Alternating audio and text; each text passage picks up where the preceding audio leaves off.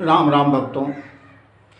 बहुत से अज्ञानी जन कई एक बार यह मुझसे भी चर्चा कर चुके हैं या ऐसे ही अफवाह फैलाते हैं कि श्राद्ध के टाइम में क्या हमारे पितृलोग यहाँ पर आते हैं पृथ्वी पर, जो ब्राह्मणों को खिलाया जाता है या जो संत महापुरुषों को खिलाया जाता है, तो क्या हमारे पितरों को मिलता है? ये सब बकवास है। ये सब ब्राह्मणों ने अपने खाने के लिए, अपने जुगाड़ के लिए ऐसा सब विधि बनाए हुए हैं। पर मित्रों, आप लोगों का शंका मैं दूर कर देना चाहता हूँ कि यही शंका एक बार गरुड़ जी के मन में भी आया था। तो गरुड़ जी ने भगवान श्री हरि से यह प्रश्न पूछते हैं कि गरुड़ जी कहते हैं कि हे स्वामिन, उस लोक से आकर इस पृथ्वी पर श्राद्ध में भोजन करते हुए पितरों को किसी ने देखा है? यदि देखा है तो हे प्रभु उसका वर्णन करो।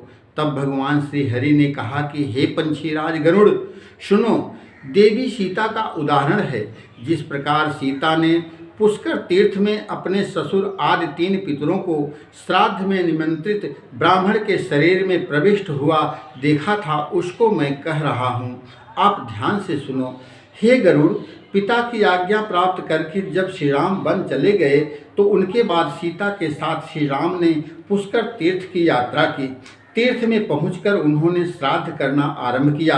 जानकी जी ने एक पके हुए फल को सिद्ध करके राम के सामने उपस्थित किया।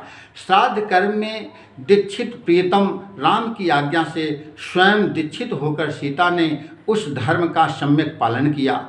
उस समय पूर्व आकाश मंडल के मध्य पहुंच गए और कुतुब मुहूर्त, माने इसका मतलब ये होता है कि दिन का 8वां पहर आ गया था। श्री राम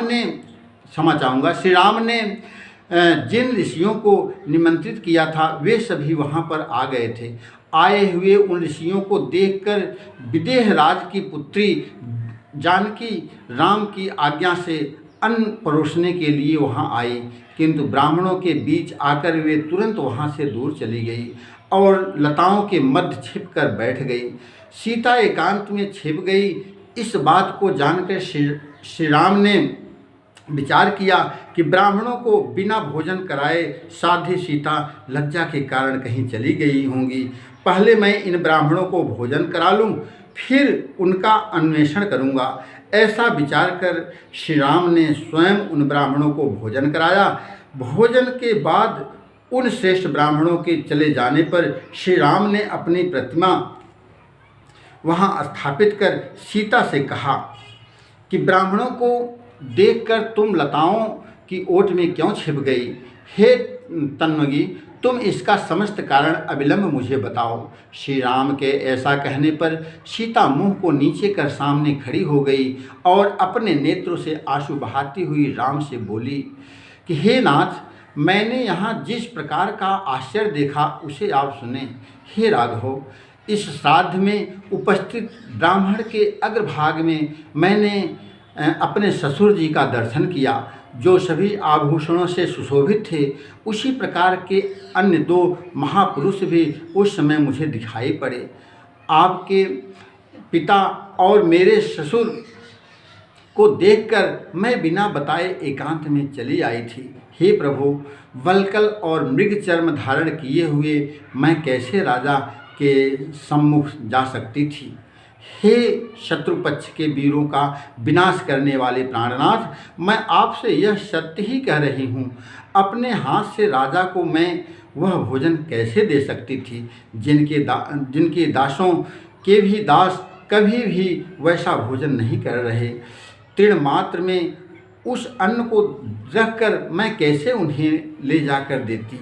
वो हमारे पिता हैं और मैं तो वही हूँ जो पहले सभी प्रकार के आभूषणों से सुशोभित रहती थी, और हमारे पिता यानी ससुर जी मुझे वैसी स्थिति में देख चुके थे। आज वही मैं कैसे राजा के सामने जा पाती? अपने पिताजी के सामने मैं कैसे जा पाती? हे रघुनंदन, हे प्राणनाथ, उसी से मन में आई हुई लज्जा के कारण मैं वापस हो गई। तब भगवान कहते हैं कि हे गरुड़, अपनी पत्नी के ऐसे वचनों को सुनकर श्री राम का मन विस्मित हो उठा। यह तो आश्चर्य है। ऐसा कहकर वे अपने स्थान पर चले आए। सीता ने जिस प्रकार अपने पितरों का दर्शन किया था उसी प्रकार तुम्हें मैंने सुना दिया। अब मैं संक्षेप में श्राद्ध का महात्म बता रहा हूँ, सुनो। पितृगण अमावस्या के दिन वायु रूप में घर के दरवाजे पर उपस्थित रहते हैं और अपने स्वजनों से श्राद्ध की अभिलाषा करते हैं। जब तक सूर्यास्त नहीं हो जाता तब तक वे वहीं भूख प्यास से व्याकुल होकर खड़े रहते हैं। इसलिए भक्तों, मैं आपसे यह निवेदन करूंगा कि जो भी आप घर में बनाते हैं, विशेष करके अमावस्या तिथि के दिन, उसको साफ सुथरा बनाइए और अपने पितृ के निमित्त थोड़ा बहुत दान जरूर कीजिए। अपने नज़दीकी जो ब्राह्मण हैं, बनाया हुआ भोजन चाहे उन्हें बुलाकर अपने घर पे खिला दीजिए, अथवा कच्चा अन्न का मतलब होता है दाल चावल आटा नमक हल्दी घी सब्जी, जो भी, एक ब्राह्मण को आप दान अवश्य करें। क्योंकि यह सत्य बात है कि प्रत्येक अमावस्या के दिन प्रत्येक घर के पितृ अपने अपने दरवाजे पे जाते हैं और वो आशा लगाए बैठे रहते हैं कि आज हमारे घर से कुछ मिलेगा, लेकिन सायं तक उन्हें कुछ नहीं मिलता। जब सूर्य अस्त हो जाता है और वह अपने लोक को जाते हैं तो अपने घर को बड़ा माने कष्ट में समझते हैं कि देखो हमारे परिवार के लोग ऐसे हैं कि मुझे भोजन तक भी नहीं दिए, और उनके मन से एक श्राप निकलता है जो घर परिवार पे लगता है। इसीलिए प्रत्येक अमावस्या को अपने पितरों के नाम कुछ न कुछ अवश्य निकाल दिया करो। यदि यह हमारा वीडियो आपको पसंद आया हो तो इसको ज़्यादा से ज़्यादा शेयर करना, लाइक करना और सब्सक्राइब करना। राम राम मित्रों।